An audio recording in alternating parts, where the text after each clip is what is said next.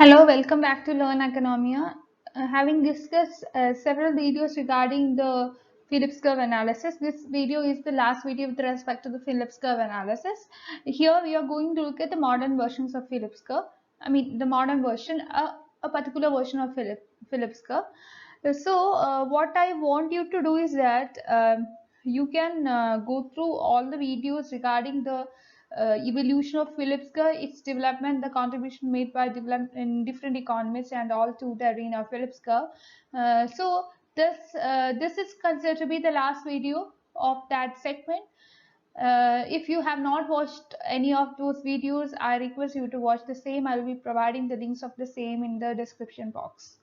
With that, we have to start the modern version of Phillips curve.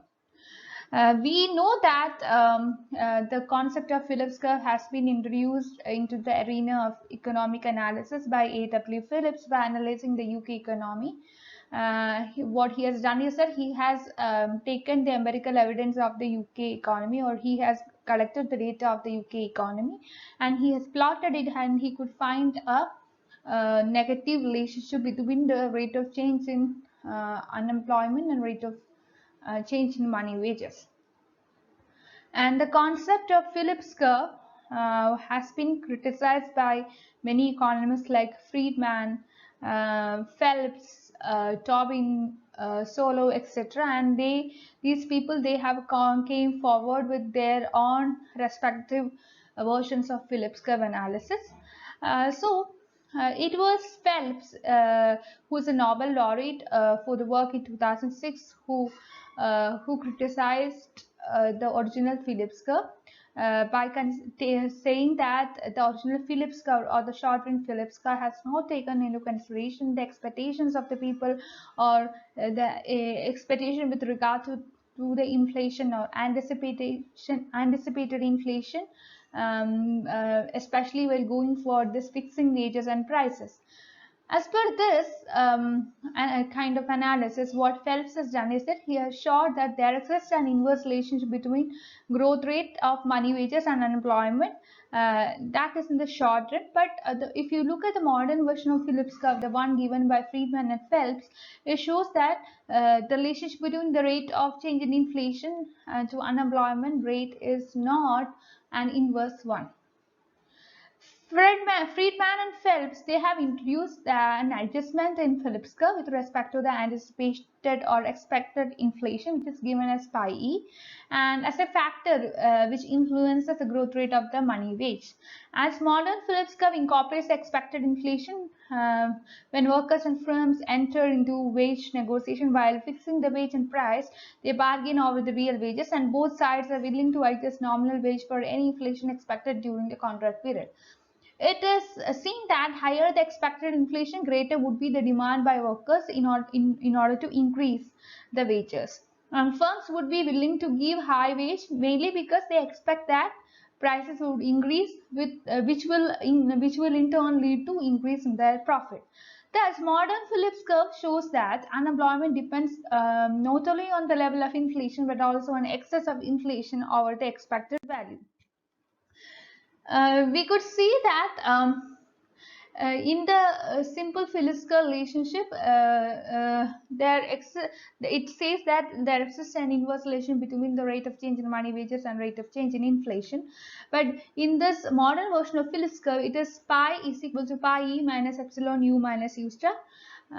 Here, pi e shows the expected inflation and pi is the actual inflation in the economy.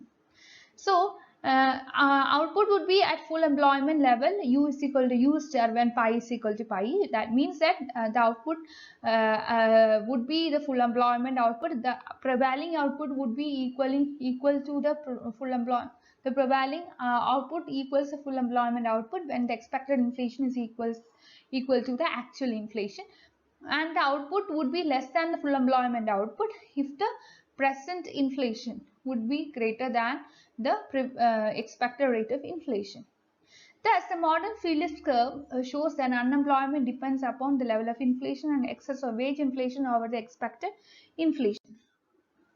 Coming to the properties of the modern Phillips curve, you could see that in the short run Phillips curve, there exists an inverse relation between the rate of change in money wages and rate of change in unemployment, and this is due to an increase in the aggregate demand. When this happens, the economy will move up to the left above the short run Phillips curve and inflation would be resulting. And in the case of modern Phillips curve, initially the economy is at point E, and that is where pi is equal to 0. That means the actual inflation would be equaling to 0, and the unemployment would be 5.5%. That is U is equal to U star. And if aggregate demand increases, economy moves up to point A. Unemployment decreases in this scenario, but the economy will not stay at A, mainly because increase in demand leads to an increase in demand for labor, and therefore wages will increase, prices will increase, real money supply would decrease, leading to a decrease in aggregate demand, and the economy will be moving back to point E. And in the short run Phillips curve, it is shown that the actual inflation and expected inflation are equal, and that means that pi is equal to pi. In that situation, the economy will be at the natural rate of unemployment.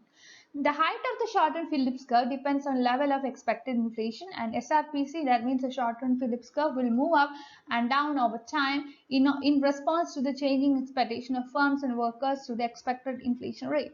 If expected inflation rate rises, SRPC will move up, and thus the Phillips curve will move upwards and vice versa.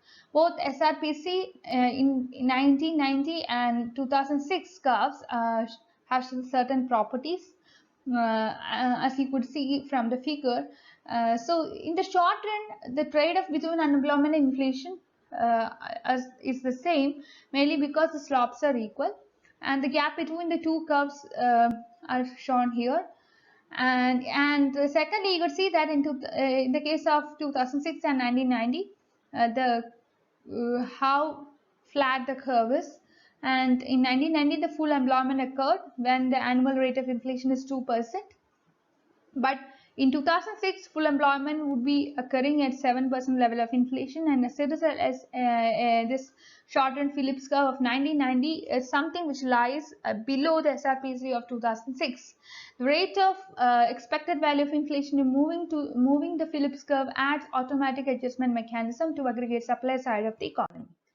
So that's all. We are ending the concept of Phillips curve with this video.